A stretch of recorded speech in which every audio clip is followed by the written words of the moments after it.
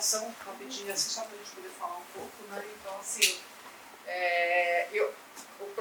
a questão da arte, assim, para entrar no mundo do documentário, eu entendo como um procedimento de tradução, né? E aí eu coloquei um pequeno textinho aqui que eu digo para vocês que uma das possibilidades de produção artística é criar obras-testemunhos.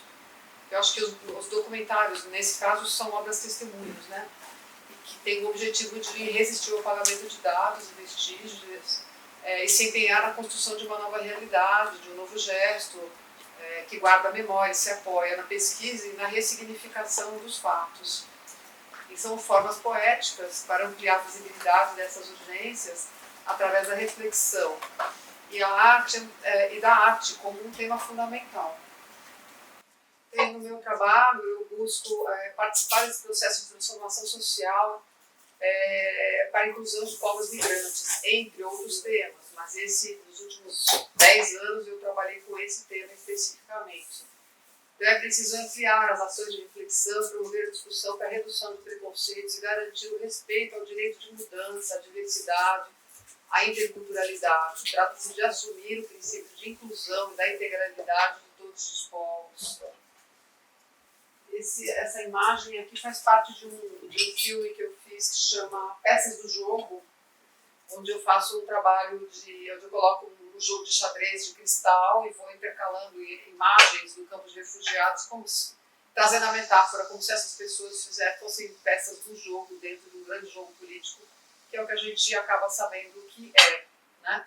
Uma vez que a gente está falando de milhões e milhões de pessoas que já se deslocaram nesses últimos anos. O primeiro filme que eu preparei para mostrar, que chama Campo Escaramanga, que foi a primeira vez que eu entrei dentro do campo e fui recebida lá pelos meus amigos que eu conheci por internet. Eu me cadastrei dentro do site Refugee Rescue e comecei a fazer contatos lá dentro. E num certo momento eu achei uma ONG que resolveu me apoiar, que se tornaram grandes amigos.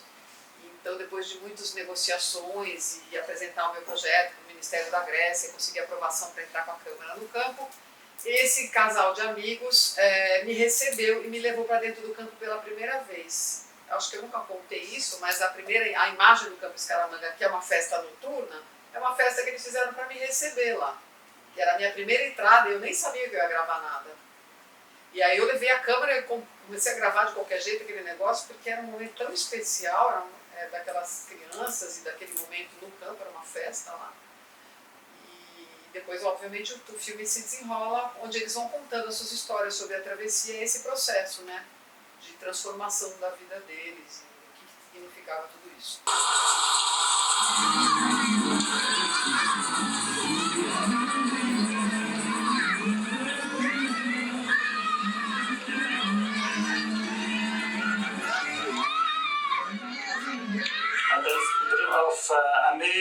Fazem, né, do teu filme, da tua produção especificamente aqui do Campo Escaramanga, um filme bastante rico, né, cheio de camadas a gente está vendo e discutindo. Sim, eu acho que assim, em relação à modo que a câmera anda, ela anda do jeito que eu consigo, entende? E aí, como eu acho que a questão técnica, para mim, ela desmancha um pouco o local da humanidade, porque ela tem um distanciamento da realidade, da mão, desse olhar que vira para cá, que vira para lá, né? Você não tem um olhar sempre enquadrado, a gente tem um olhar livre, né? Que olha para o teto e olha para o chão. Então, assim, quando eu construo esse tipo de trabalho, como eu viajo sozinha com a câmera na mão e eu não sou uma expert tecnicamente falando, eu me divirto um pouco com tudo isso e na montagem eu assumo como entendendo que é como se fosse um ensaio visual também. Você tem a imersão no lugar, mas você tem um ensaio visual que vai ter camadas de sensibilidade. Os sons são todos captados também no campo, tá? Todos. As músicas, e aí também captado pela câmera, não tem lapela, não tem nada. Então, assim, é toda aquela coisa assim, do jeito que eu consigo, mas que eu acho que, por isso que eu me aproximei muito da ideia de testemunho, Márcio, e por isso que eu me aproximei também muito do seu trabalho, que você, né, tem uma admiração grande, porque a tua pesquisa é muito grande nisso. Eu acho que você se aproxima mais da realidade quando você se transforma mais real com a câmera também. Isso que eu acho importante. E essa coisa que você falou, né, eu faço o filme como eu posso, né, não sou uma cineasta, chego lá também.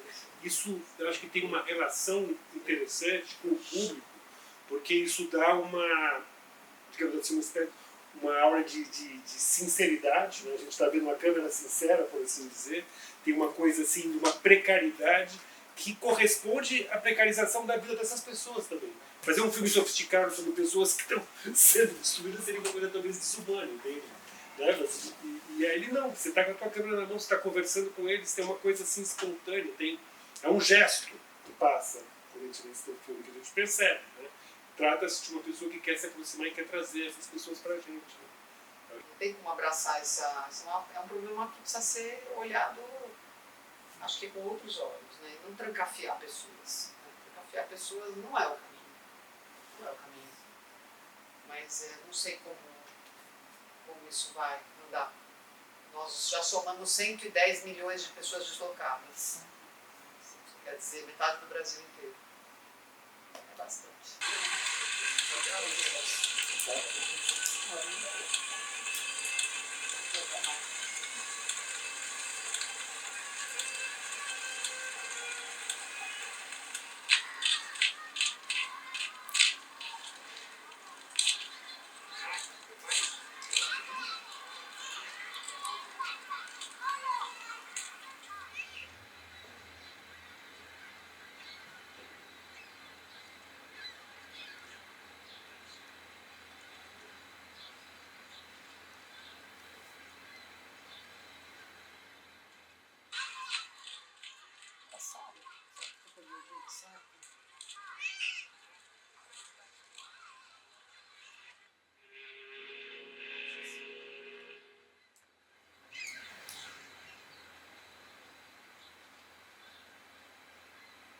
Mas tem muito barco de criança. E eu filmo a chegada de um barco que eu jurei para mim que eu nunca ia filmar um barco chegando, né? Eu não queria fazer isso. Por outro lado, ele veio na minha cara e eu acabei com o celular gravando um pouco. Então eu fiz esse curtinha, que é essa história da peças do jogo, né? Porque na verdade eu acho que são peças do jogo. Não tem identidade, não tem nada, mas continuam sendo articulados como um grande jogo político. Olha, essa é uma pergunta super boa, mas também é a pergunta do milhão, né? Porque, não, assim, a arte, ela percorreu esse caminho, ultimamente, no sentido de ir ao encontro dessas grandes questões sociais. Porque não que ela tenha deixado de lidar com questões sociais, mas existiu um processo de estetização, isso não foi só no Brasil, né? Isso aconteceu em muitos países, no sentido de uma cobrança da arte como algo independente, etc. É uma coisa que eu acho burguesa e chatéria, mas existiu isso. Né? Então, o artista, ele voltou, digamos, ele fez as pazes com o seu mundo. Né? Ele não está na lua, ele vive na terra. Se não criar os nossos sonhos, você não vai fazer nada mesmo. Né? E eu costumo me impor os meus próprios sonhos para que eu consiga fazer algum tipo de realização. Eu criei os meus filmes pensando em sala de exposição. Porque eu acho que a sala de exposição, se ela fica 2, 3 meses em cartaz, você consegue fazer um monte de ativações paralelas. Mesmo que a exposição não seja o local do grande público, você tem um tempo mais prolongado de ações para que aquilo de alguma maneira crie reverberações. Mas é onde começa isso aí. Quando eu voltei para o Brasil, eu voltei com a ideia de que eu precisava gravar esses dois. Inclusive porque era uma maneira de trazer a minha história, que estava gravando há tantos anos fora do Brasil, gravar a história relativa ao Brasil, a nossa história brasileira. Então, uma mulher que mora na Ceilândia, que é uma comunidade extremamente pobre, com todos os problemas de uma comunidade, e conhece esse cara no Facebook e começa a namorar ele, e se encanta por ele, se apaixona e não sei o quê, e em um certo momento ela vai para lá e casa com ele. Então a história dela é essa, vocês vão ver várias etapas, mas só para vocês entenderem a conexão do que vocês estavam vendo com o que vocês vão ver agora, que eu acho que é bem legal. E eu praticamente gosto muito dessa aproximação, onde ela está na comunidade da Ceilândia, que é uma favela, e ele está dentro de um campo de refugiados, porque são duas clausuras sociais, sabe? É como se fossem dois sistemas sociais falidos, né? Ou a amostra disso, ou o paralelo disso. Né? Acho que é uma boa conversa. Ela fez isso 3, 4 anos seguidos. Não, e ela sempre mostrava no presente. Você pode ver que ele não fala no futuro, quase pouco no passado. eu vou comer, eu vou te ver, vai viajar. Tem uma coisa que Deus comandos no Pode presente. ser, pode ser. Não tinha reparado nisso, mas sim, ele não tem ele não consegue conjugar os verbos de verdade. Você não consegue. É tudo no presente. Alguns dos temas que a gente viu aqui, a partir dos trabalhos, né, das imagens da Sônia, e tentando localizar um pouco isso que a gente viu nesse mês, né, a partir de certos autores também, que eu acho que são importantes para a gente pensar esses temas. Então, por coincidência ou não, eu estou indo para Paris na semana que vem. Vou participar de um evento que trata justamente dos deslocamentos. A nossa amiga Ana já está lá. Eu vou participar desse evento também. E eu vou fazer uma pequena apresentação lá que eu vou ler para vocês aqui, eu 20 de português. E depois tem um PowerPoint, onde tem algumas imagens que eu vou querer utilizar para discutir isso também. Tudo bem? Claro. Então, vamos lá. Quer dizer, esse texto é um texto que deve durar uns 15 minutos no longo, espero que vocês não fiquem aburridos.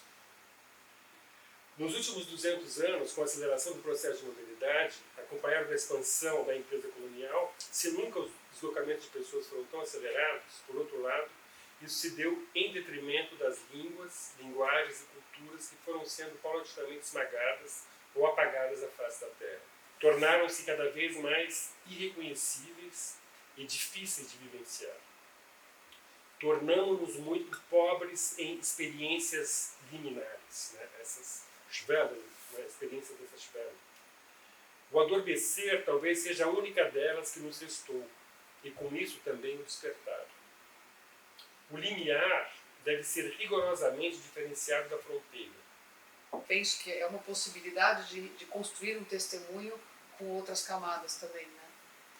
Não sei como você vê isso, mas e o testemunho, né, que é um assunto tão complexo, né? Tão complexo se você parar para pensar que ele vem de todo esse processo de fronteirização, quantos milhões de diferentes testemunhos você gera, né?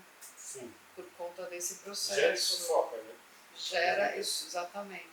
Não, justamente por aí, né, que ele vai morando nesse lugar, né? Ele fala pela impossibilidade de falar, né? Então acho que é uma das bases do testemunho, né? Depois ele escreveu outros livros, né, como Os Afogados e Sobreviventes, onde ele reflete sobre quem pôde testemunhar. E ele fala, eu fui de certa maneira um privilegiado, porque dentro do sistema concentracionário, né, que é um sistema sobretudo no campo de extermínio, sobreviver era ir contra a lógica, porque 99% das pessoas que entraram no campo de extermínio foram mortas. Ele sobreviveu por quê? Porque eu era formado em química. Então eu tinha uma função ali dentro do campo e, portanto, eu sobrevivi.